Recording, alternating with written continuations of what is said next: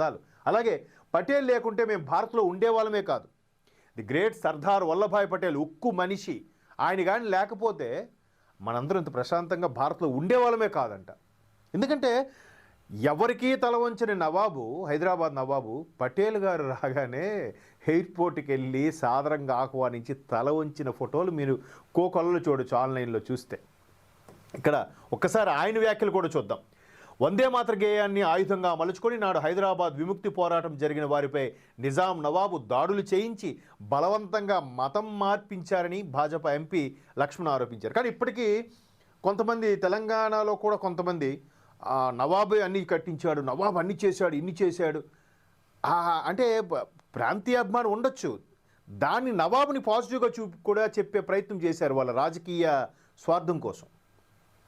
So ఇక్కడ ఎంత దారుణాలు, రజాకారుల దారుణాలే. మనకి రజాకారు ఫైల్స్ చూస్తే కంటుండి నీరు కాదు రక్తం వస్తుంది. సో అట్లాంటి నవాబుల్ని పరిపాలన నుంచి కూడా వందే మాతరం గేయం ఎంతో దోహదపడింది అనేది ఇక్కడ లక్ష్మణ్ గారి యొక్క అభిప్రాయం. ఒక్కసారి చూస్తే సర్దార్ వల్లభాయ్ పటేల్ సైనిక చర్య చేపట్టి హైదరాబాద్ భారత్లో విలీనం చేయించకపోయి ఉంటే, ఎగ్జాక్ట్లీ చేయకపోయించుంటే ఇప్పుడు ఇక్కడున్న తెలంగాణ సభ్యులంతా ఏ పాకిస్తాన్లోనో, ఉస్మానిస్తాన్లోనో, ఆఫ్ఘనిస్తాన్లోనో ఉండేవాళ్ళమని పేర్కొన్నారు. వందే మాత్రం 150 వసంతాలు పూర్తి చేసుకున్న సందర్భాన్ని పురస్కరించుకుని మంగళవారం రాజ్యసభలో జరిగిన చర్చలో మాట్లాడుతూ భారతదేశ స్వాతంత్రం అనంతరం అప్పటి నిజాం ఎట్టి పరిస్థితుల్లోనూ హైదరాబాద్ని ఇందులో విలీనం చేయడానికి ఒప్పుకోలేదు. నైజాం ప్రాంతాన్ని భారత్లో విలీనం కాకూడదని భావించాడు. వీలైతే పాకిస్తాన్లో విలీనం చేయాలని చూశాడటండి ఈ నవాబు మహానుభావుడు. మరి అప్పుడు ఎవరున్నారండి? ఎవరండి దేశ ప్రధాని? ఎవరండి పరిపాలిస్తున్నారు? స్వతంత్రం వచ్చిందా రాలేదా? మనకి అప్పటికి వచ్చేసింది కదా. ఇంకా ఈ దారుణం ఏంటండి?